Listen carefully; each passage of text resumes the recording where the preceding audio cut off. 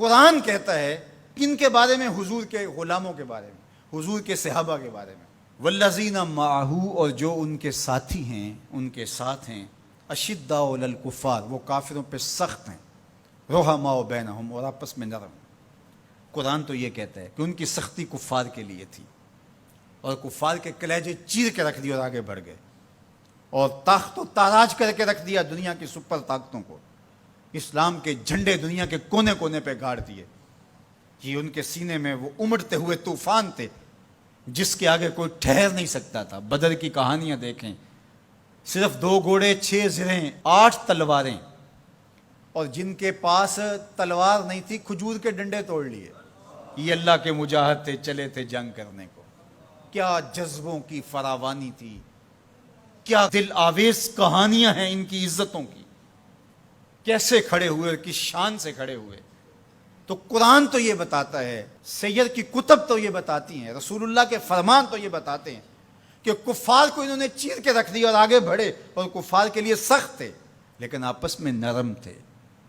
اب عبداللہ ابن سبا کے متبعین کی گھڑی ہوئی لولی لنگڑی روایات یہ بتاتی ہیں کہ یہ آپس میں لڑ رہے تھے۔ تو مجھے بتائیں، ہمارے نظریے کے لیے جو دلیل چاہیے وہ قرآن اور حدیث سے لیں گے یا عبداللہ ابن سبا کے متبعین کی گھڑی ہوئی روایات سے لیں گے؟ تو قرآن تو یہ بتاتا ہے رحماء بینہم، یہ آپس میں نرم دل تھے۔ باقی ایک باشعور معاشرے کے اندر اختلاف رائے ہو جانا وہ ایک الگ بات ہے، وہ میرا آپ سے ہو سکتا ہے، آپ کا میرے سے ہو سکتا ہے۔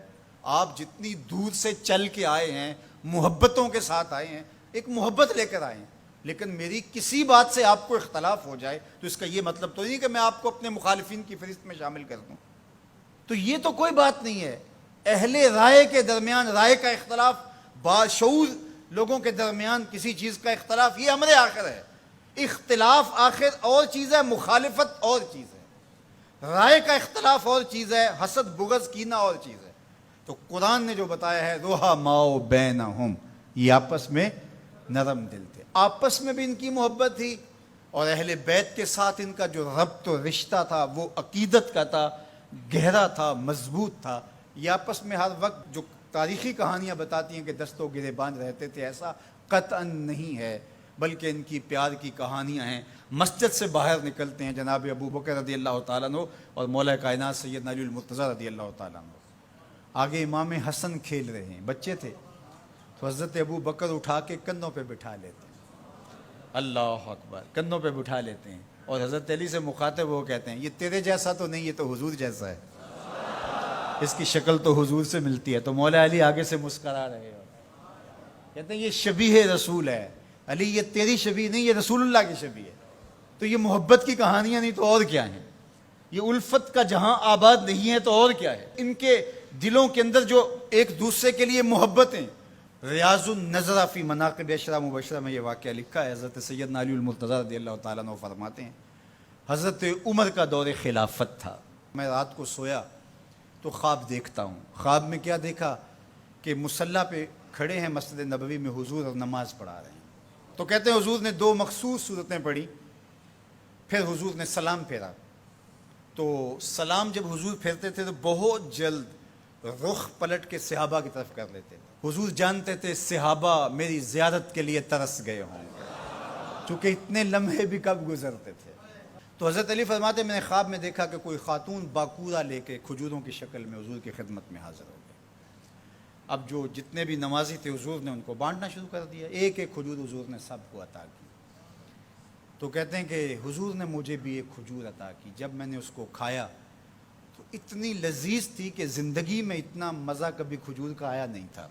حضور نے مجھے ایک دی، باقیوں کو بھی ایک ایک عطا کی۔ میرے دل میں تھا کہ حضور سے عرض کروں حضور مجھے ایک اور عطا کر دے، لیکن ادب حیا مانے رہا، میں آرزو رکھنے کے باوجود دوسری کھجور مانگ نہیں سکا۔ اسی اثناء میں میری آنکھ کھل گئی، آنکھ کھلی تو کھجور کا ذائقہ میرے منہ میں موجود تھا۔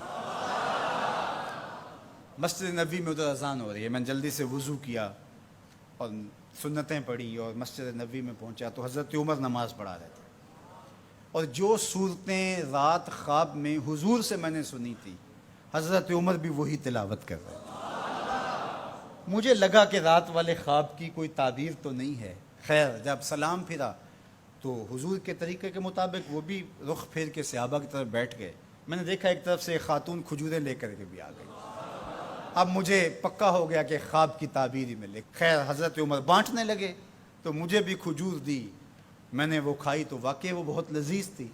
حضور سے تو مانگ نہیں سکا تھا, ادب حیا مان رہا تھا, لیکن جناب عمر سے تو دوستانہ تھا. ان سے میں نے بے تکلف کہہ دیا, عمر ایک کھجور سے کام نہیں چلے گا, مجھے ایک اور دو.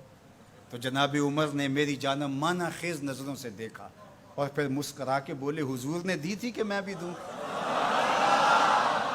ان کی تو آپس میں دوستیوں کا تعلق تھا, ان کی تو محبتوں کے رشتے تھے, اور ہم ان کو آپس میں کھڑا کیا ہوا ہے. تو قرآن کہتا ہے روحا ماؤ بینہم. آپ کے عقیدے کی بنیاد کیا ہونی چاہیے صحابہ اور اہل بیت کے بارے میں؟ قرآن کس نص سے؟ روحا ماؤ بینہم. روایت کوئی کتنی بھی بڑی کتاب میں کیوں نہ لکھی ہو, اس میں سکم ہو سکتا ہے, راوی جھوٹ بول سکتا ہے, لیکن قرآن کی تو قطعی بات ہے نا. اس لیے قرآن کہتا ہے روحا ماؤ بینہم. یہ تو آپس میں پیار کرنے والے تھے, یہ تو آپس میں محبت کرنے والے تھے, ان کا تو الفتوں کا رشتہ تھا, ایک دوسرے کے وزیر اور مشیر رہے ہیں, ایک دوسرے کے کاموں میں ان کی معاونت کرتے رہے ہیں. یہ تو محبت کے ربط اور رشتے رکھتے تھے, اور ایک دوسرے سے پیار کا رشتہ بڑا گوڑا تھا. اللہ ہمیں صحابہ اور اہل بیت کی چوکھٹ کا غلام رکھے.